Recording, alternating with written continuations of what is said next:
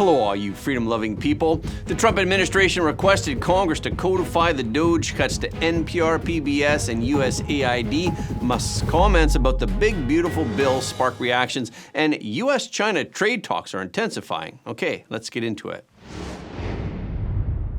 It's great to see all of you again after a week's vacation. Today we'll start with a recent development with Elon Musk and the Department of Government Efficiency, or DOGE. Then we'll take a closer look at some of the major events of the past week. Today, the Trump administration sent its first package of cuts by DOGE to Congress in order to codify the cuts. This package that is approved by President Trump will be a $9.4 billion rescissions package. It will include cuts on public broadcasting, including NPR and PBS, and it will include cuts on funding for the U.S. Agency for International Development, the USAID. $1.1 billion will be trimmed from the Corporation for Public Broadcasting, while $8.3 billion will be axed from USAID. And Congress will have 45 days to pass the spending cuts package. And regarding the One Big Beautiful Bill, after talking with Speaker Johnson yesterday, Elon Musk reacted today to the bill. In a post on X, Musk said that the One Big Beautiful Bill would cause the U.S. budget deficit to skyrocket. Musk wrote, "I'm sorry, but I just can't stand it anymore. This massive, outrageous, pork-filled congressional spending bill is a disgusting abomination. Shame on those who voted for it. You know you did wrong. You know it." In a follow-up post, Musk also said that the One Big Beautiful Bill Act will massively increase the already gigantic budget deficit to $2.5 trillion and burden American citizens with crushingly unsustainable debt. Musk's post appears to be based on estimates from the Committee for a Responsible Federal Budget that were released in May. The committee said that the bill could add $2.5 trillion to the deficit over the coming decade, and it will also add $3.1 trillion to the national debt, including interest. Then, Senate Majority Leader John Thune reacted to Musk's comments. We obviously respect everything that Elon did with DOGE. On this particular issue, we have a difference of opinion. And I think it's rooted in the fact that he's accepting the CBO assumptions that are built upon a static scoring assessment of the effect, the macroeconomic effect, growth effect, that these changes will have on our economy. And all the modeling that we've seen suggests that the changes that are being made in the tax policy, particularly making permanent bonus depreciation, interest deductibility, R&D expensing, are going to lead to significant growth. And you couple the growth with the biggest spending reduction in American history, and you will see a reduction, not an increase in the deficit. So we have a difference of opinion. He's entitled to that opinion. We're going to proceed full speed ahead. During the White House briefing today, Press Secretary Caroline Leavitt indicated that the Trump administration won't back off supporting the bill. Leavitt said, "Look, the president already knows where Elon Musk stood on this bill. It doesn't change the president's opinion. This is one big, beautiful bill, and he's sticking to it." Speaker Mike Johnson also reacted to Elon Musk. Yeah, let me say this. It's very disappointing. Okay, I've come to consider Elon a good friend. He's obviously a very intelligent person, and he's done a lot of great work. With all due respect, my friend Elon is terribly wrong about the One Big Beautiful Bill. And last week on Friday, Elon Musk officially bid farewell to his leadership role of DOGE when he attended the farewell event at the White House with President Trump. President Trump wrote on Truth Social on Tuesday that Friday was Musk's last day. He wrote, "This will be his last day, but not really, because he will always be with us, helping all the way. Elon is terrific. See you tomorrow at the White House." President Trump praised Musk's work at DOGE.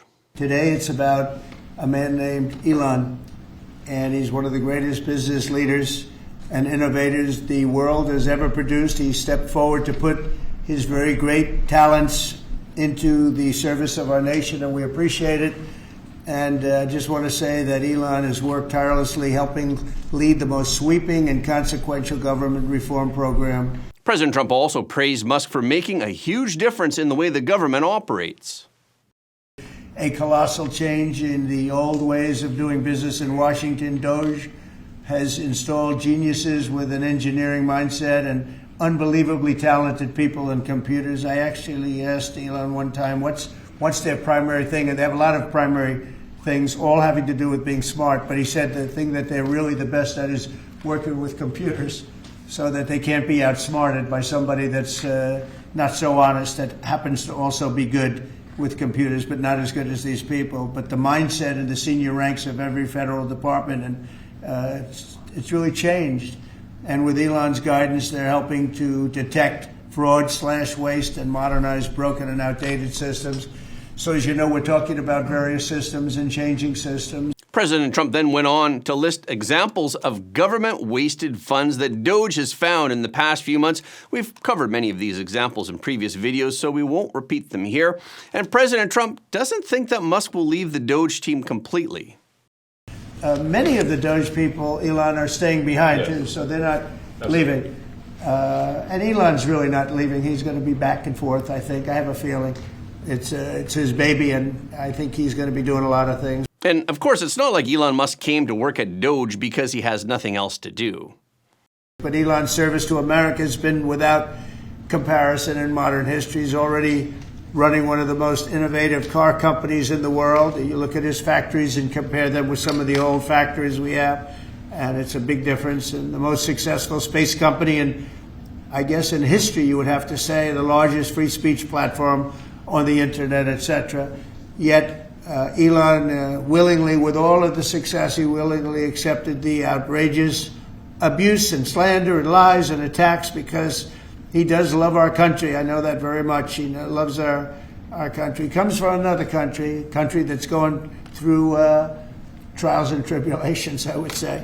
But he's all about the USA, and Americans owe him a great debt of gratitude. And President Trump gave Elon Musk a gift. It was a golden White House key as a reward for Elon Musk's services as a special government employee. The good news is that 90% of the country knows that, and they appreciate it, and they really appreciate what he did. And I gave him a little special something we have here. Thank you. A very special, that I give to very special people. I have given it to some, but it goes to very special people, and I thought I'd give it to Elon as a presentation from our country. Thank you. Thank you, Elon. Thank you. Take care of yourself. Thank you. President Trump's actions break with some mainstream media reports that Musk and Trump have gone their separate ways. Elon Musk also refuted a New York Times report alleging that the tech billionaire used drugs more extensively than previously known. Musk mocked the reporter by saying, "The New York Times? Is that the same publication that got a Pulitzer Prize for false reporting on Russiagate? Is it the same organization? I think it is. I think the judge just ruled against the New York Times for their lies about the Russiagate hoax, and they might have to give back their Pulitzer Prize. That New York Times? Let's move on." The topic was sparked by a bruise on the right eye of Elon Musk. During the live broadcast of the event, it wasn't just reporters who noticed a fresh bruise in the corner of Musk's eye. Sharp-eyed viewers saw it too, so social media was abuzz and several versions of the story emerged. They ranged from a gym accident to drug use to injuries sustained in a fight with a senior advisor over a political disagreement. In the face of reporters' eagerness to ask questions, Musk responded in a joking manner. "Well, I wasn't anywhere near France." So he said this in a jibe at the headlines that French President Emmanuel Macron was punched in the face by his wife before stepping off a plane during a visit to Vietnam last week. Then Musk revealed the truth. The bruises were caused by his son X. Musk said, "I was just horsing around with little X and I said, 'Go ahead, punch me in the face.' And he did. It turns out even a 5-year-old punching you in the face actually does." Then President Trump chimed in by saying it was X that did that. X could do that. If you knew X, he could do it. Although Elon Musk has a good personal relationship with President Trump and Vice President Vance, there are differences of opinions between them. In an interview with CBS Sunday Morning, Musk said that he doesn't agree with all of the Trump administration's policies. He began the interview by saying that he didn't want to talk about presidential policy and avoided the topic of recent massive restrictions on foreign student visas imposed by the U.S. Department of State. Musk said that he only wanted to talk about spaceships. But in the interview, he took the initiative to talk about his views on the Trump administration. He said, And it's not like I agree with everything the administration does. So it's like, I agree with much of what the administration does, but we have differences of opinions.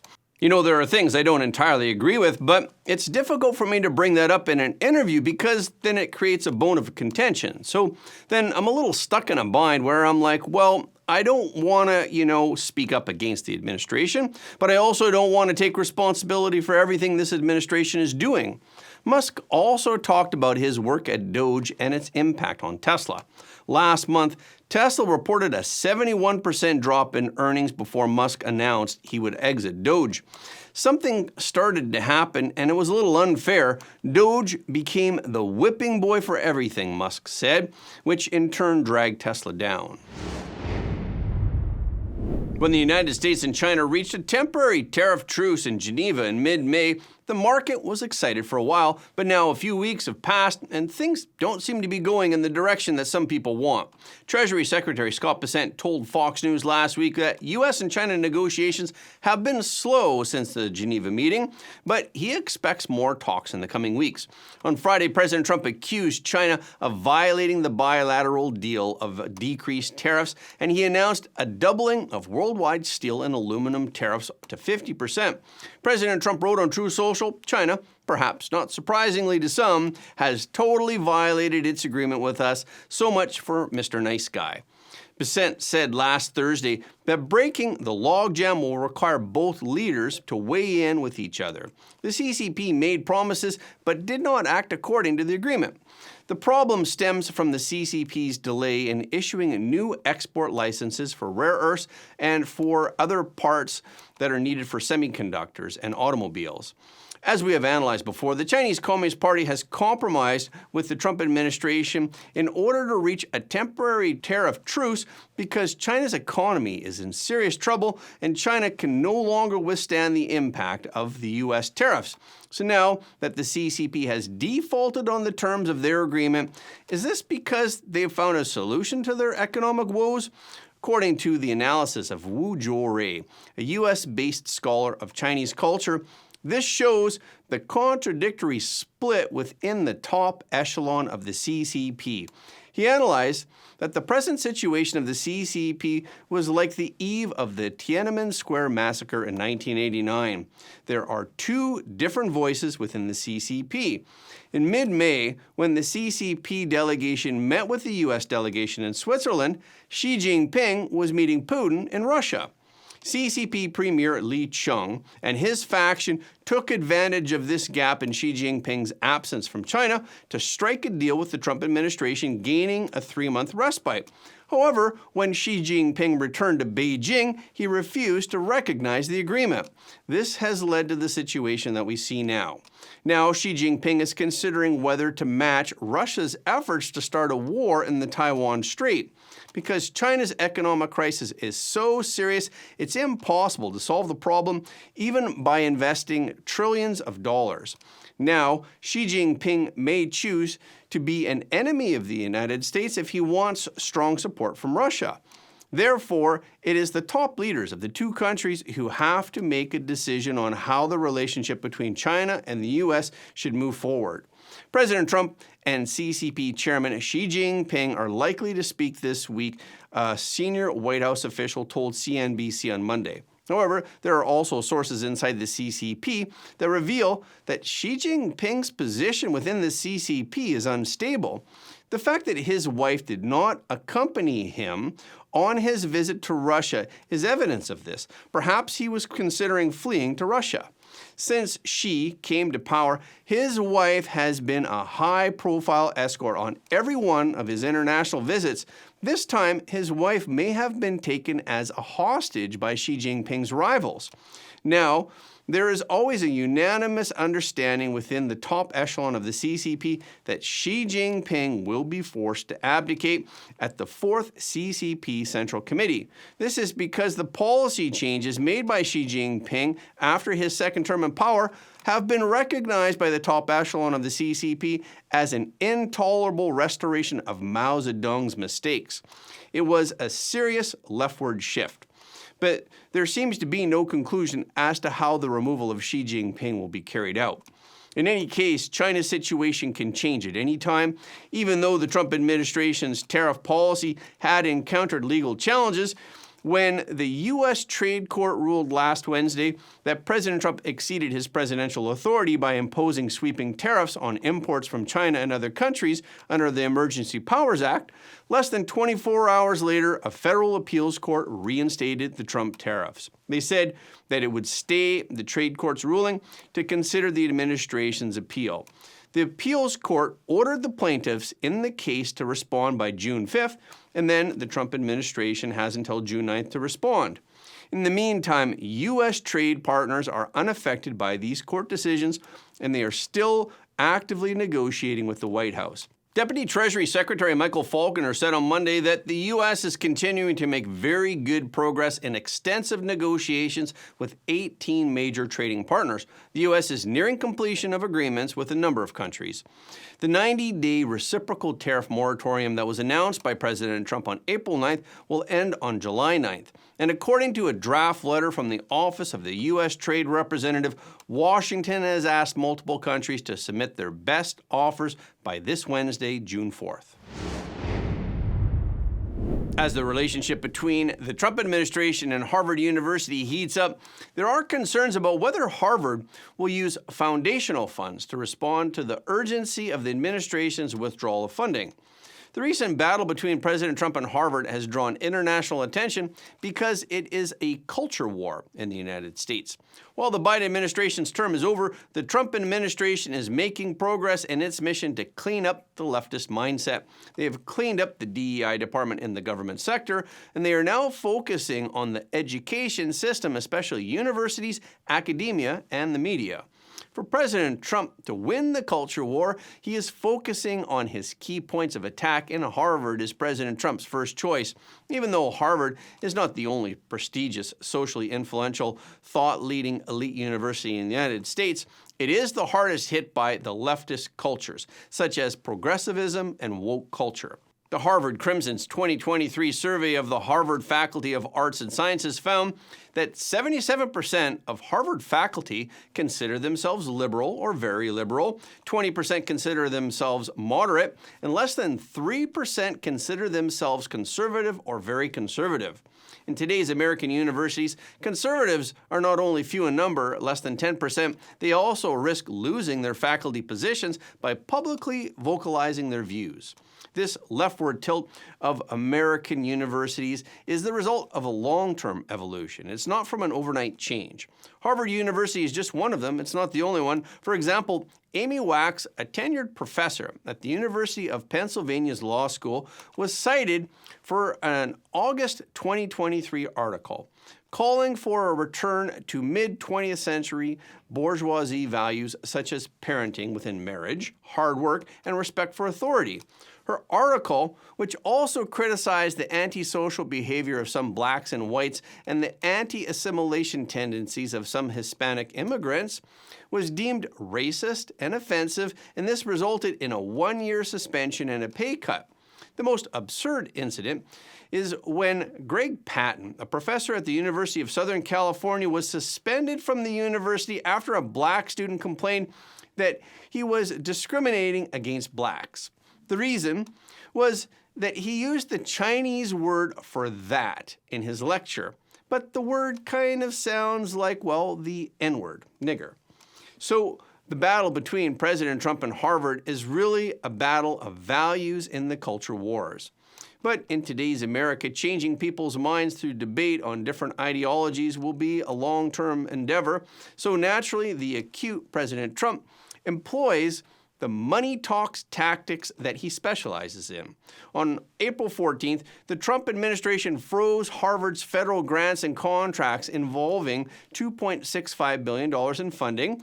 Then on May 2nd, President Trump announced on social media that he would revoke Harvard's tax-exempt status. However, the process is very complicated and is still in the process of being studied. And then on May 22nd, the Homeland Security Department revoked Harvard University's admission of international students again. This was a precise blow to Harvard's financial vitals. What we know is that more than a quarter of Harvard's student body, more than 7,000, are international students, and this is a significant portion of Harvard's huge financial revenue. It depends on the high tuition fees of international students. Then on May 23rd, the House of Representatives passed President Trump's big and beautiful spending bill, which proposes a graduated tax on college and university endowments. And it proposes an endowment tax rate of 21%. So Harvard, with an endowment of more than $53 billion, has borne the brunt of the impact. But all of these tactics so far haven't gotten Harvard to back down. This is because Harvard isn't short of money. Harvard holds a $53 billion foundation, after all, and the school still has a revenue surplus almost every year. The federal funding would account for only 11% of its revenue in 2024. So now concerns are being raised about whether Harvard will use foundation funds in the event of an emergency, such as the government withdrawing funding. Experts believe that Harvard's use of the $53 billion would be its last resort because of at least 5 practical constraints. In general, about 80% of the university's funds are legally earmarked for specific purposes, such as supporting sports teams or specific professorships. Funds are provided by a wide range of donors, many with specific earmarking requirements, so they cannot be diverted at will. Even if Harvard were able to release all of the money in their endowment from a legal standpoint, they would not be able to spend it all. Of course, the school can request that the funds be reallocated, but the process is cumbersome and difficult. And that's a wrap for this episode. Thank you so much for your support of Front Page. Please remember to leave a comment below the video. This is really helping us to be seen all around the world. The more people who watch Front Page, the more freedom-loving people the world will have. And please hit the like button and hit the notification bell after you subscribe. And please share this video with your friends and family because everybody deserves to know the truth.